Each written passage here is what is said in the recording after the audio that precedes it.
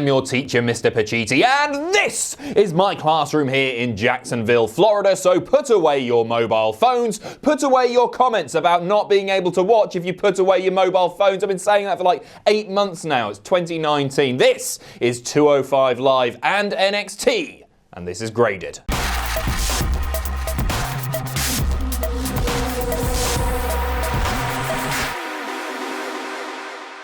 So opening with 205 Live, and we start things off with Tony Nese versus Noam Dar. Noam Dar has been featured on NXT UK, so his appearances for 205 Live have been sporadic, so it's good to see him back here facing Nese. Speaking of Nese, there's something about Tony Nese and his heel work which has never really worked for me in the WWE. I don't know if it's his Chris Masters-esque entrance where he's counting his abs, or the promos. His promos are never great. He did a picture-in-picture promo as he made his way to the ring last night, or the fact that now WWE seem to be piping in crowd reactions on 205 Live, and he was getting booed, but he wasn't getting booed. He never really gets that much of a reaction, but he always does perform in the ring. A nice bit of chain wrestling to kick things off. Noam Dar taking the piss out of Tony Nese with the muscle flexing was good too. There was a great counter from a guillotine into a Northern Lights suplex, and the finish I thought worked really well. Tony Nese dragging Noam Dar to the corner turnbuckle. He was going to go up top to try and finish him off, but Noam Dar counters this, rolls him up, and Noam Dar picks up the win. So I'm going to give this one a B. It's weird because the quality of the matches on 205 Live are generally so excellent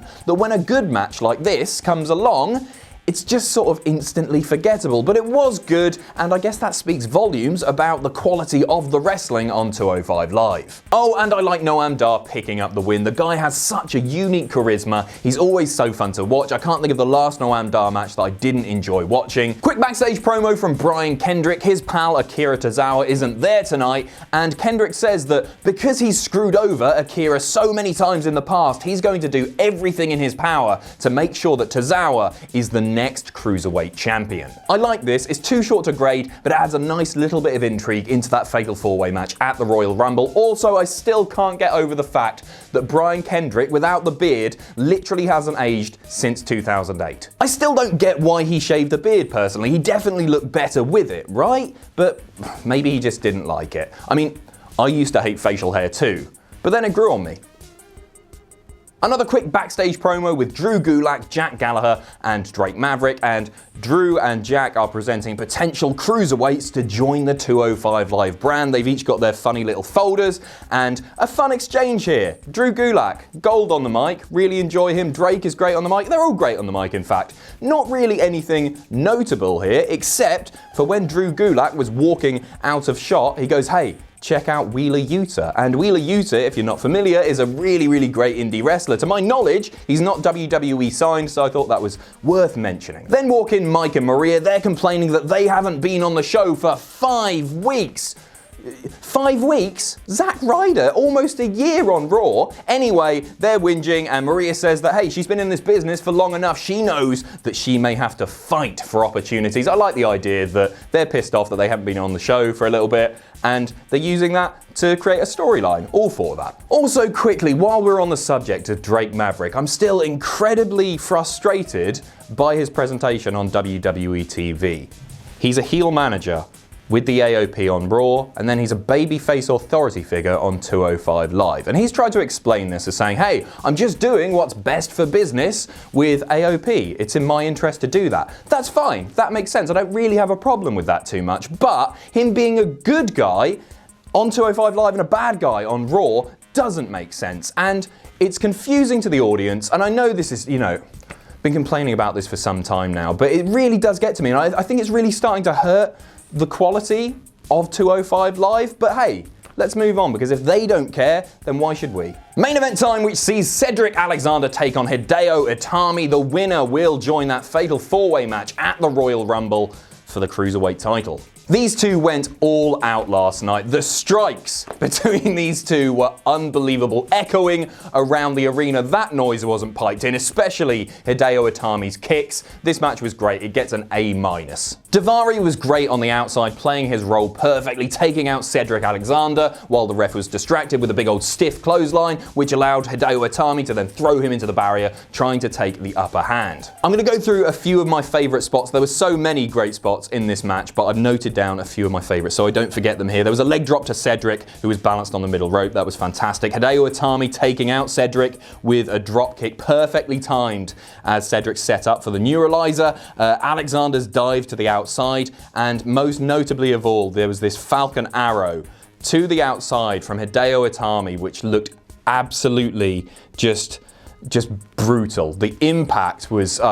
why aren't people watching this show? Hideo Itami picks up the win after that double knee jawbreaker, and I think the correct result here. Cedric Alexander has had so much time as champion, and being around the championship, it's time for other people to have that opportunity. And if there's one guy who deserves that opportunity, it's the man formerly known as Kenta. Remember when he was signed? The hype around that, one of WWE's biggest international signings ever, and he's been so tremendously underutilized since joining the WWE. It's really, really frustrating. So to see him get an opportunity at the Royal Rumble where lots of new eyes will be on him, people who are unfamiliar with his work, is a tremendous thing. I don't know why it's taken this long. This episode of 205 Live gets a B+. It's just nice to watch a show that lasts an hour. Speaking of which, it's time to talk about NXT. So there was no NXT Graded last week because last week's episode of NXT was a recap show, the best of 2018. So welcome back, NXT, and hello, Johnny Wrestling, you little toe rag. Johnny is smiling. He's obviously had a wonderful Christmas, and he's realized in that time that the only thing that matters is victories and championships. And he's immediately, after mentioning Tommaso Ciampa's name, bombarded with, in fact, DIY chants. DIY, DIY, DIY. And he quickly pushes those aside and says, that moment in the cage, that was a one-time thing. You won't be seeing that happening again. Tommaso Ciampa's still a scumbag, but he's a scumbag with something that I want, and that is a title. That is the NXT title. But also, there's another title that Johnny wants, and he wants that first, and that is the North American Championship. He runs down Ricochet, and Ricochet quickly interrupts and says that, hey, Johnny, if you wanted a North American Championship match, all you had to do is ask. What a bloody lovely bloke. If you're watching this, Ricochet, which I'm sure you are, I know you're a subscriber of Cultaholic, I want a North American Championship match, please. Ideally, WrestleMania weekend. Hit me up, please.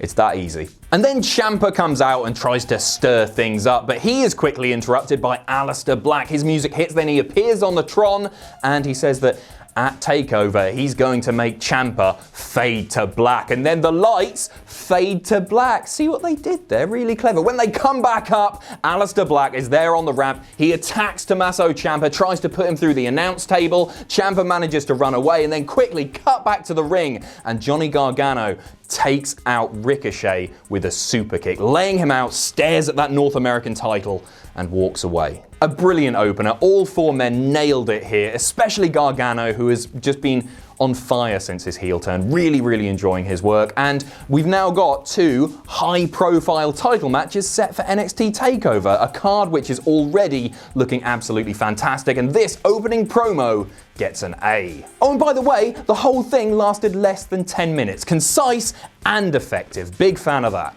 Next up, it's time for Nikki Cross versus Bianca Belair. Nikki Cross is, of course, soon to join the main WWE roster, either on Raw or SmackDown. Fingers crossed SmackDown, not just because Sanity are there, but because she's already pissing debuted for Sanity. She had a match with Becky Lynch, remember? Moving on. A good match here, arguably Bianca Belair's best on NXT, and props to Nikki Cross for, I don't want to say carrying her to a great match, because Bianca Belair has put in such hard work. She's improved a huge amount since joining NXT, but Nikki Cross, the consummate professional that she is, really did make Bianca Belair look like the star that she's going to be. Also, I love that Gorilla Press moonsault combination. Beautiful. There was a cool moment where both women struggled to get back in the ring to meet that 10 count, a bit more back and forth, and then Bianca Belair puts away Nikki Cross with the KOD, earning herself a B+ in the process. Definitely the right result here. Nikki Cross is about to be called up, and Bianca Belair gets a huge rub following a competitive match which made both women look fantastic. Next up, it's the new team of Fabian Aichner and Marcel Bartel taking on the Enhancement talent team of Stanley and Hector. I can't remember their surnames, sorry. Not quite a squash here, but very much a match designed to show off just how fantastic fantastic Fabian Aichner and Marcel Bartel are. If you're unfamiliar, Fabian Aichner, a tremendous powerhouse, but also with unbelievable agility. The stuff that guy can do is mental. Marcel Bartel, formerly Axel Dieter Jr., shades, I would say, of Zack Sabre Jr. in some ways. He's really technically gifted, but also crazy agility, athleticism, one to watch. Bartel and Eichner pick up the win following a powerbomb German suplex combination. A great tag team finisher, really like that. And you know what? I'm going to give this one an A-, which may seem really generous, but actually, quite often when superstars or teams debut, the result is so predictable that it makes it a little bit less fun to watch. But the flurries of offense from the jobber team of Stanley and Hector here actually made this one really exciting. I liked it a lot. Main event time, and it's EC3 versus Adam Cole. I could not do it.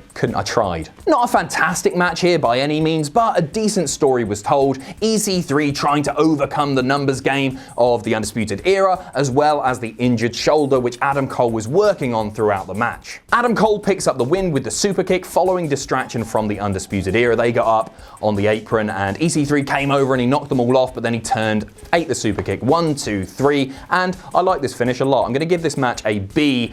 Adam Cole continues to look like a total dick. EC3 is protected before his call up to the main roster. He's also going to Raw or SmackDown. Raw? He's such a Raw superstar, isn't he? Yeah, B, enjoyed this. After the match, the War Raiders come out and just ruin all of the Undisputed Era, looking super strong there and helping to build to their tag team title match at TakeOver 2. So another strong episode of NXT, which continues to make sense and actually be fun to watch, like SmackDown or 205 Live or anything that isn't Raw. Jack and Sam will be back next week. I've just realized I didn't give it a grade. This episode of NXT gets a B+.